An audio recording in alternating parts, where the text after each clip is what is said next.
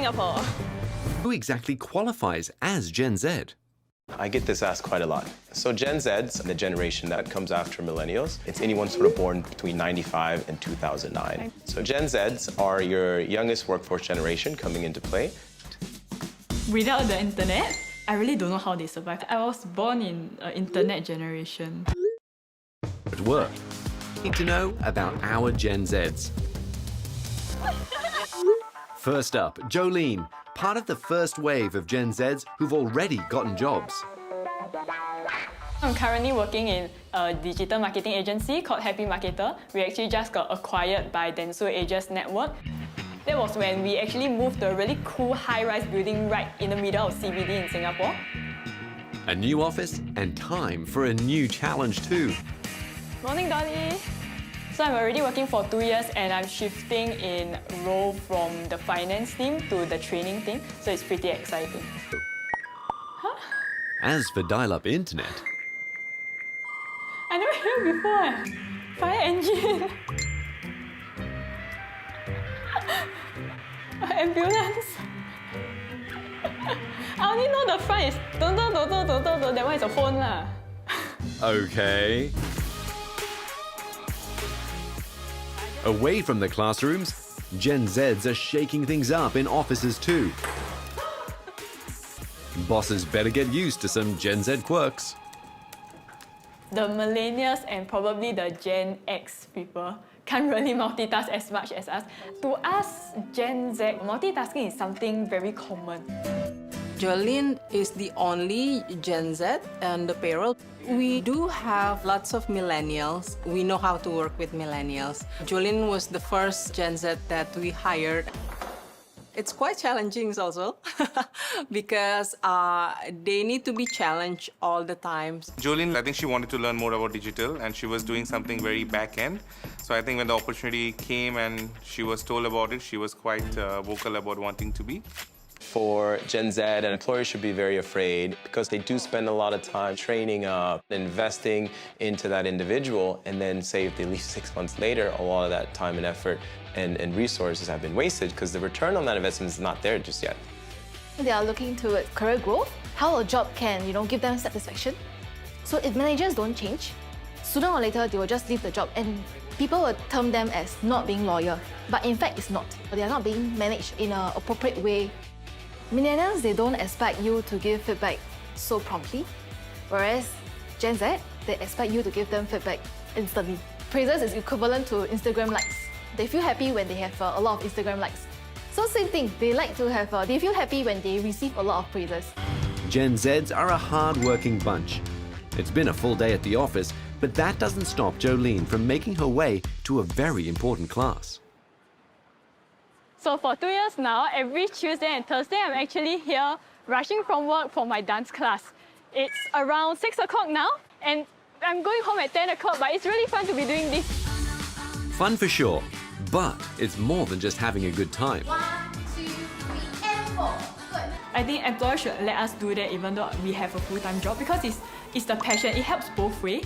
It drives us, it motivates us to be doing our job well because we are doing what we like at the same time also.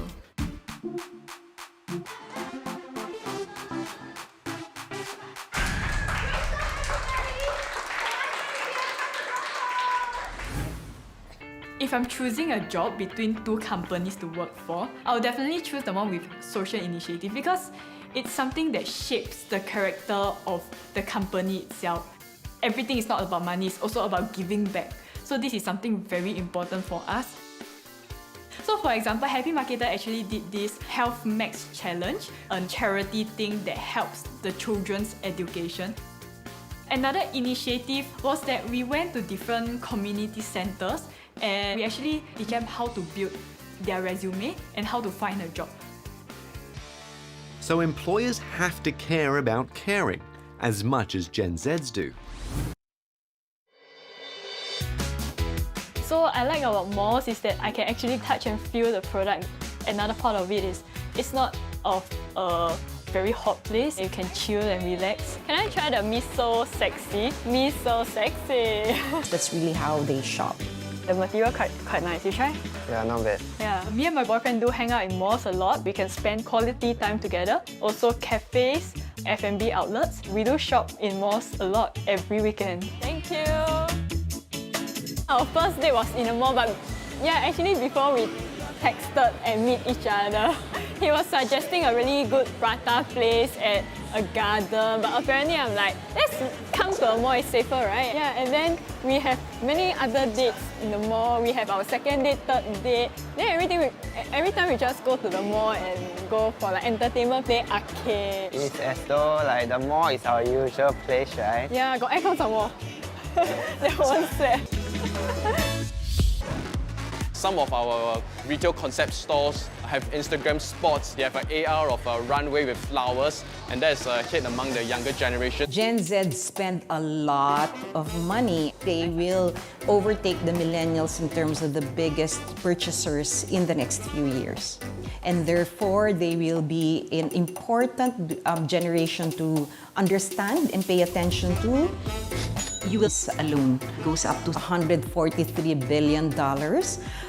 And that's not including, all of the indirect purchases that's channeled through their parents. So as a whole, Generation Z alone has plenty of money to spend. And when they also influence their parents' spending, basically for the big ticket item, we want her to be involved. Yeah, even going on holidays, we will decide on where we want to go. We will listen to her opinion too. The car purchase that they had recently, they actually asked me to test the seat at the back, the passenger seat at the back. Is it too bumpy? Is it comfortable? Or is the overall feel of the car not good enough? Take the onion. Cut the onion. Like, go away. Okay, I take.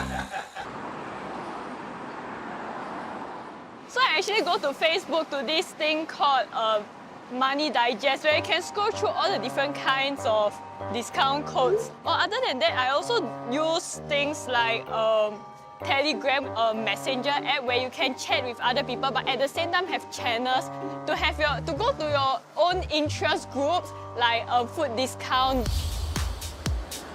I would rather save the money and wait for whatever item that I need. My friends are also the same. We usually wait for a discount. Facebook is just a sideline for me to read news and to just catch up with the world. Whereas for Instagram, a lot of people, they will have lesser following but more followers. So which means it makes you seem like you're more famous. Yeah, in a way.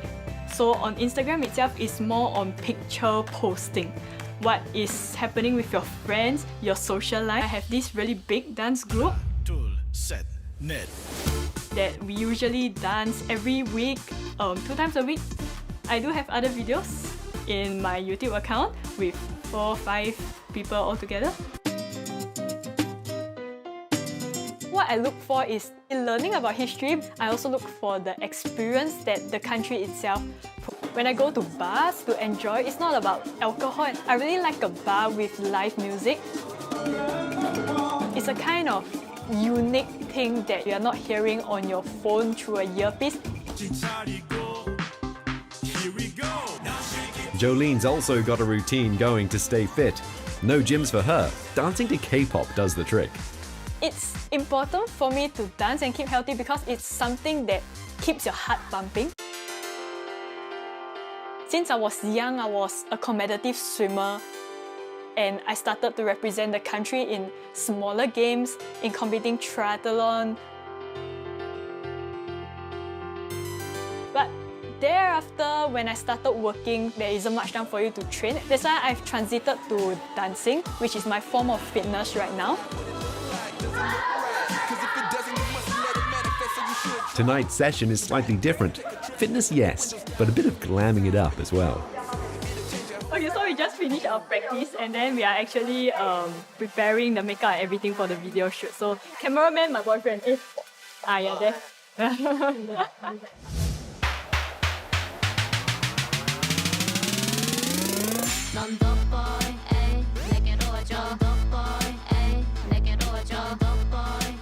It's actually a K-pop dance cover. I'm actually going to upload this on YouTube itself, so y'all can just check out our channel and then, yeah, go and look at the video.